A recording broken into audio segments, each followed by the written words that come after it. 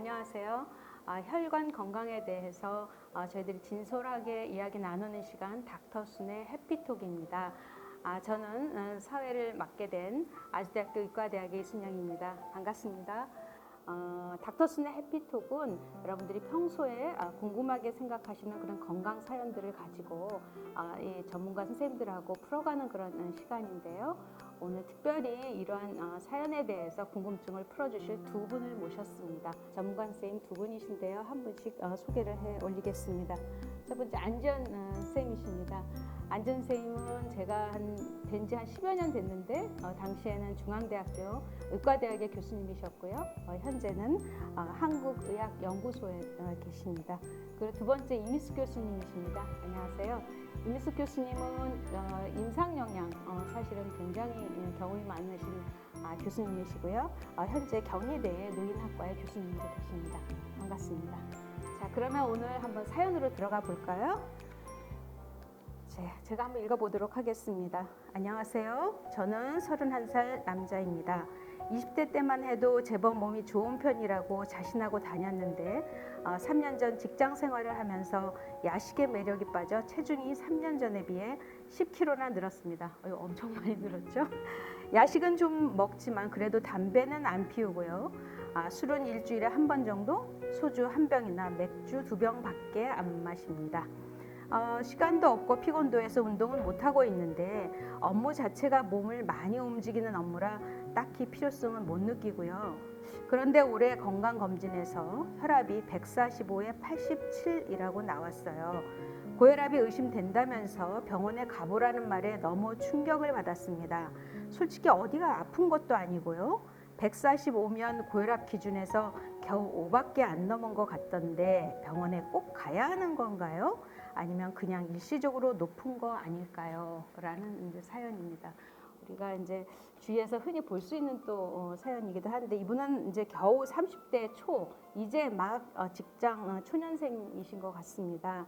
그래서 검진에서 고혈압 의심된다고 이제 처음 말씀을 들었고요. 안전 선생님, 그럼 요새 사실 30대면 굉장히 젊으신 나이인데 우리가 보통은 이제 뭐 어르신들 뭐 50 넘어서 60, 70대 고혈압 환자들은 워낙 많이 뵙기는 하는데 이렇게 젊은 고혈압 환자들이 꽤 많은지요?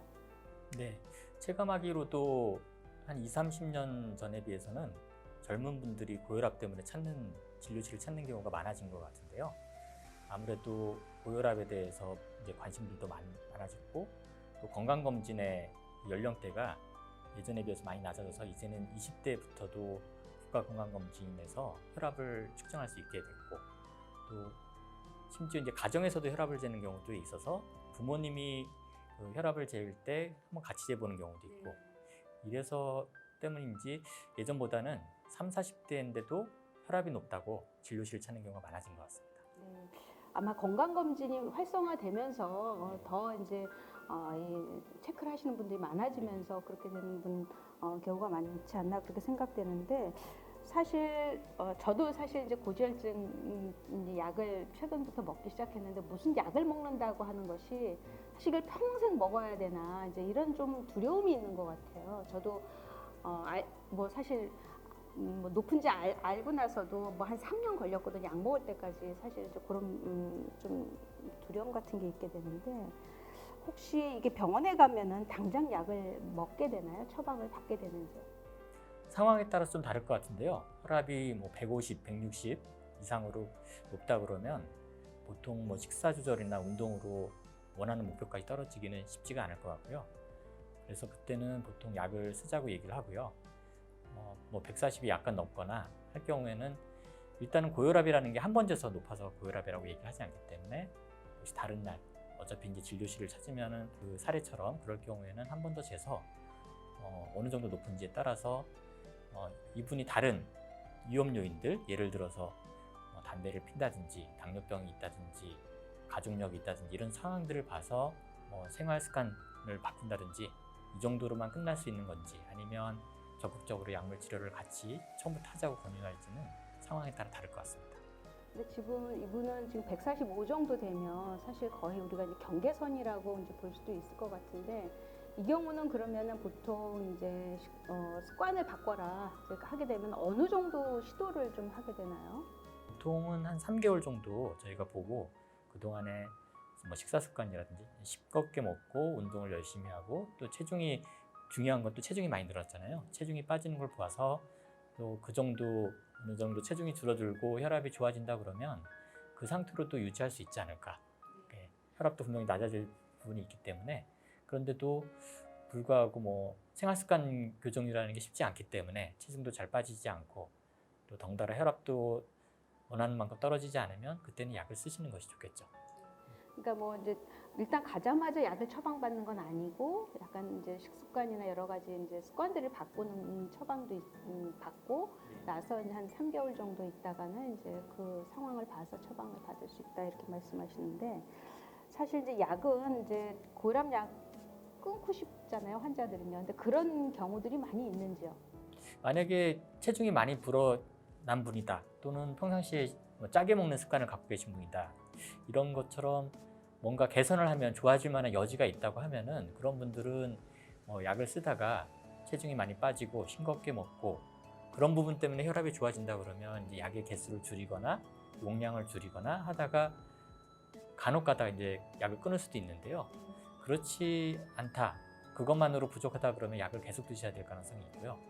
또 한 가지는 혈압이 이렇게 좀 좋아진다고 하더라도 이분이 갖고 있는 질병들, 심장에 심부전이 있다든지 당뇨병으로 콩팥이 나쁜다든지 하면은 그 혈압약이라는 게 꼭 혈압만 낮추는 뿐만 아니라 그런 장기들을 보호해주는 심장이나 콩팥을 보호해주는 효과가 있기 때문에 그런 분들은 꾸준히 드시는 것이 또 좋거든요. 그래서 그건 선생님이랑 상황에 따라서 잘 상의를 해서 꾸준히 약을 드시는 게 좋을지 아니면 약을 줄이다가 끊는 것이 나을지 보는 것이 좋겠습니다. 그래서 이제 약도 약이지만 저희들이 또 이렇게 습관을 바뀐다는 게 이제 쉽지 않은데 이제 의사 선생님 만나면 뭐 담배 끊어라, 뭐 하지 말아라, 뭐 이건 해야 된다 이런 이제 지적을 많이 받게 되는 것 같아요. 그것도 사실 환자로서 그 동안에 있었던 이제 습관들을 바꾼다는 게 사실 쉽지 않고 어려운데요. 근데 사실 또 고혈압이 있어도 담배 피고 또 술 마시고 이런 거 전혀 또 개의치 않는 분들이 계세요. 이래도 되는 건지요? 당연히 안 되죠. 고혈압이 있으면 또 혈관에 염증도 일으키고 혈관도 딱딱해지고 결국은 혈관이 망가지게 되면 뇌혈관이나 심장혈관에 또 치명적인 손상을 주게 되고 그것 때문에 뇌졸중이나 심근경색증, 쓰러질 수도 있고 후유증이 생길 수도 있고 또 사망할 수도 있기 때문에 혈압을 낮추는 것뿐만 아니라 말씀하셨던 뭐 담배를 핀다든지 또 과음을 한다든지 하는 것은 아주 위험한 것이거든요. 그런 습관은 반드시 고쳐야 됩니다. 네. 그러면 일단 먹는 것부터 이제 시작을 해보겠습니다. 임일수 교수님, 사실 저희가 이제 먹는 거는 계속 뭐 세 끼 먹고 또 중간중간에 계속 먹는 게 되는데 그래서 이제 식사가 되게 이제 중요할 것 같습니다. 근데 고혈압인 경우에 특히 신경을 이것만은 꼭 써야 된다고 하는 걸 좀 말씀해 주시면 좋겠습니다. 고혈압에 있어서의 식사 조절 요법은 사실 생활습관 관리의 요소 중에 하나이긴 한데 그래서 체중을 감량하고 지금 말씀하신 흡연, 절주 이런 것들이 다 포함돼야 되지만 가장 효과를 볼 수 있는 것 중에 하나가 음식 조절이고 그 중에 중요한 요인은 싱겁게 먹기 습관입니다. 한국의 식문화상 어쩔 수 없이 장류나 김치에 대한 섭취가 많기 때문에 그런 것들의 섭취를 조절함으로 인해서 전체적인 싱겁게 먹기 실천에 적극적으로 노력을 해야 합니다. 혹시 교수님께서 실천하시는 싱겁게 먹기 요령이 있으신지요? 사실 뭐 아주 특별한 요령이라고 말씀드리긴 어렵지만 나트륨이라고 하는 소금에 포함되어 있는 나트륨 함량이 제일 높은 그리고 한국 사람들이 제일 많이 섭취하게 되는 것 중에 하나가 국이나 탕류에 들어있는 국물 음식에 포함되어 있는 나트륨이거든요. 그래서 하루에 먹는 음식 중에 실제로 국물을 먹지 않는 것만으로도 나트륨의 섭취를 상당수 줄일 수 있고요. 두 번째는 나트륨이 많이 포함되어 있는 가염식품, 예를 들어 젓갈, 장아찌류 또는 인스턴트 이런 음식들을 보다 신선한 음식으로 대체해 보는 것도, 예를 들어 김치보다는 샐러드 형태로 이렇게 바꿔보는 것도 하나의 방법이고요. 마지막으로는 사실 음식을 하실 때 보통 간을 많이 보시는데 특히나 국이나 찌개류 같은 경우에 간을 보실 때는 뜨거운 온도 상태에서는 짠맛을 덜 느끼게 됩니다. 그래서 자꾸 간을 추가하게 되거나 또는 싱거운 것처럼 느껴지시기 때문에 실제로 음식간을 하실 때는 미지근한 상온의 온도나 뜨겁지 않은 상태에서 간을 보시는 게 싱겁게 먹는 하나의 요령이라고 말씀드릴 수 있습니다. 네, 말씀하신 대로 이제 국물을 조금 줄여야 되고 저희가 좋아하는 뭐 김치류라든가 이런 거는 되도록이면은 적게 먹도록 하고 또 간을 맞출 때도 조금 뜨거운 상태에서는 간을 맞추지 않고 이제 이런 부분들은 아주 작은 거지만 저희들이 실천하기에 좋은 부분들이라고 생각됩니다. 근데 저희가 사실 집에서 먹는 경우는 별로 없어요. 저희가 이제 요리를 해서 하는 경우보다는 요새는 외식 문화가 워낙 많아져 갖고 저희가 혹시 외식 중에서 요거는 좀 고혈압 환자한테 좋지 않은 것 같다라고 하는 그런 음식들이 있을까요? 아무래도 외식으로 즐겨 먹는 그런 푸짐한 음식들에 또 나트륨 함량이 굉장히 많고 여럿이 함께 먹다 보니까 본인이 먹어야 되는 정량을 지켜 먹기가 굉장히 어렵거든요. 그리고 특히 즐겨 하게 되는 어떤 패스트푸드, 햄버거나 치킨, 피자 형태의 외식이나 또는 진한 국물류 또는 뭐 맵고 짠 음식 이런 것들에 대한 전체적으로 조절을 해야 되기 때문에 어떤 특정 음식이 나쁘다고 표현되기보다 본인이 외식을 하고자 마음을 먹었을 때는 가서 음식을 조리할 때보다 좀 싱겁게 조리해달라고 요청을 하는 것도 하나의 방법이고 나오는 소스나 이런 것들을 좀 분리해서 제공해달라고 요청하는 것도 하나의 방법입니다. 또 최근에는 집에서 시켜 먹는 배달 음식이 굉장히 빈번해졌는데요. 그 배달 음식에 포함되어 있는 양념류, 특히 조미료에 들어있는 나트륨이 또 굉장히 많기 때문에 그 부분에 대한 것들도 조심해야 된다고 아주 각성해야 될 것 같습니다. 맞아요. 달기도 하고 짜기도 하고 굉장히 자극적인데 되게 맛있는. 네, 그래서 저희 또 새로운 또 아이들 신세대들은 또 그런 거에 굉장히 맞들여져 있는 게 정말 조금 문제라면 문제인 것 같습니다. 그러면 먹는 것도 중요한데 이제 운동인데요. 사실 운동이 왜 어떻게 혈압을 낮출 수 있을까요? 운동을 하라고 그렇게 얘기를 하는데 안재현 교수님 말씀해 주시죠. 운동이 혈압을 낮추는 기전에 대해서는 이제 여러 가지 설명들을 하고 있는데요.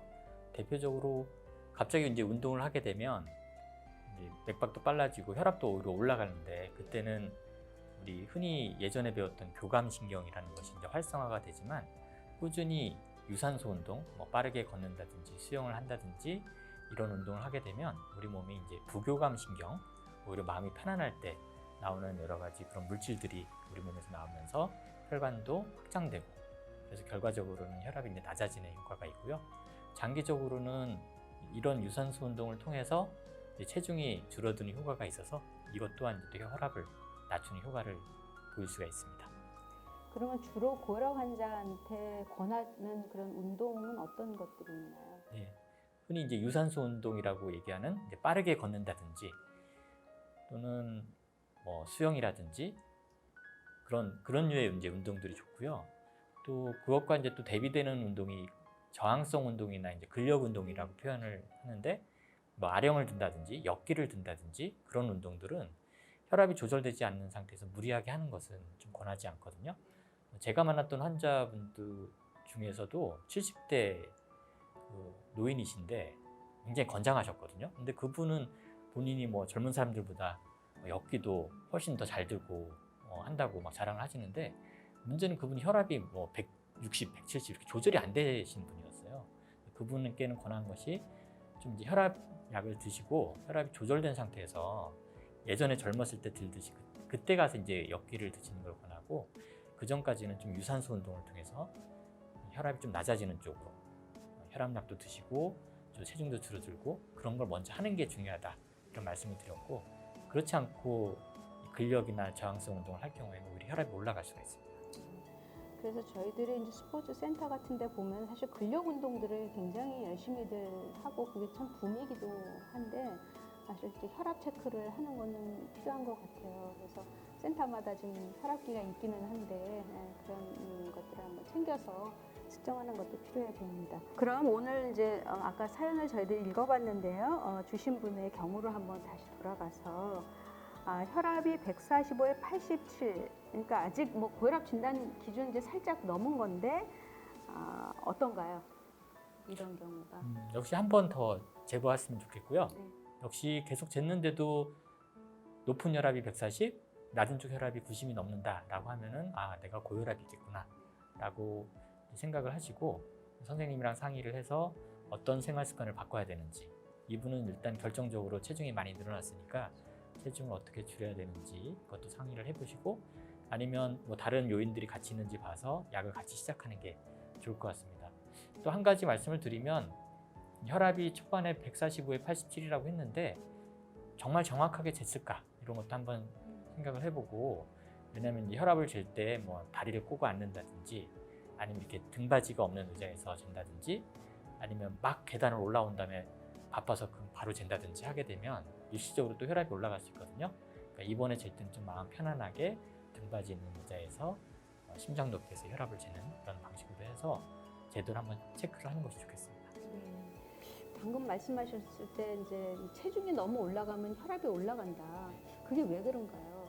혹시 체중이 증가됐을 때, 비만일 때 혈압이 오르는 그 기전에 대해서도 여러 가지로 설명을 할 수는 있지만, 뭐 대표적으로 하나를 설명드리면, 체중이 많이 늘어나면 우리 몸에 이제 조직 세포의 양이 많아지는데, 그 구석구석으로 피를 보내려고 그러면 결국에는 작은 혈관들도 많아지고, 또 그 안에 이제 혈액 수분의 양이 많아지잖아요.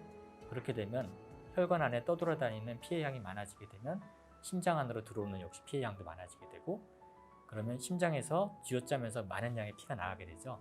그게 이제 혈관벽에 부딪히면서 이제 압력이 전달되거든요.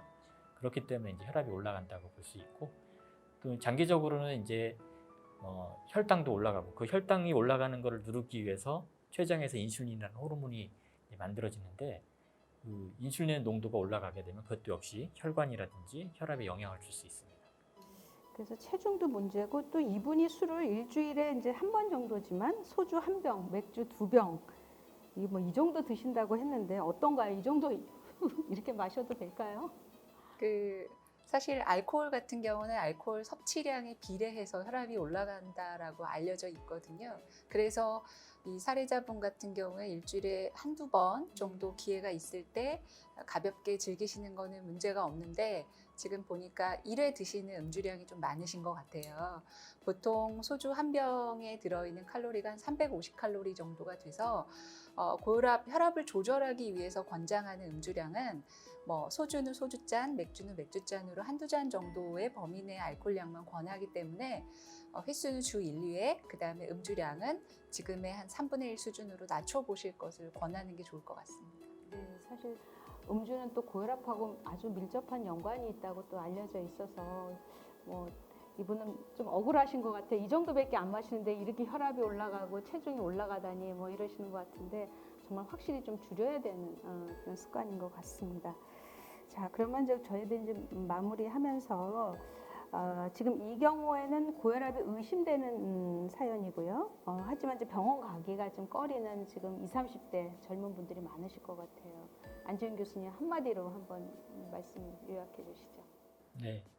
고혈압이 평상시엔 증상이 없다 보니까 많이들 소홀해지기 쉽고, 특히 30, 40대 직장 생활하기 바쁘고 본인이 뭐 별로 느끼는 것이 없기 때문에, 또는 부모님 중에 또 고혈압이 있으시면 내가 어떻게 평생 약을 먹어야 되나 이런 생각 때문에 안 가시는 경우가 있는데, 저희는 이제 꾸준히 환자분들을 보다 보니까 20대, 30대 때 고혈압 진단되는데 그냥 소홀히 하다가 몇 년 사이에 뭐 눈이 망가진다든지, 심장의 벽이 두꺼워진다든지, 뭐 콩팥이 망가져서 소변에서 단백질이 빠져나가고 뭐 투석을 한다든지, 이런 안 좋은 사례들도 많이 보거든요.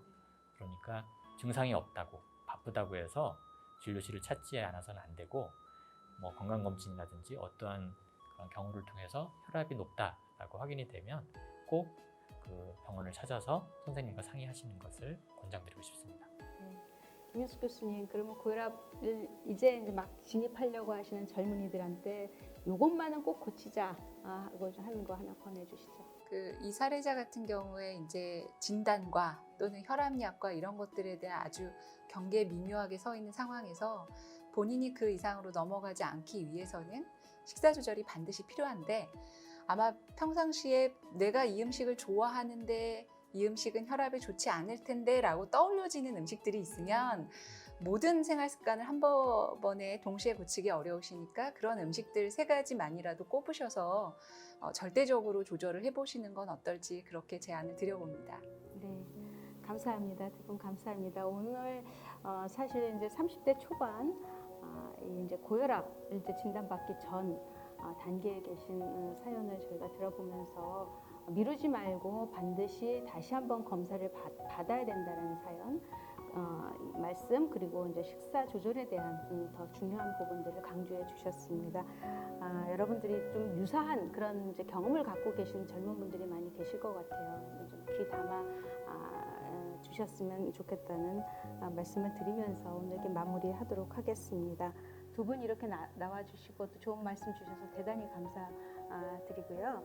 혈관 건강에 대해서 진솔할 얘기를 나누는 이런 닥터순의 해피톡은 여러분들의 사연을 담고 있습니다. 그래서 다음 시간에는 또 새로운 사연으로 여러분들을 만나 뵙도록 하겠습니다. 감사합니다. 이것으로 마치도록 하겠습니다. 고맙습니다.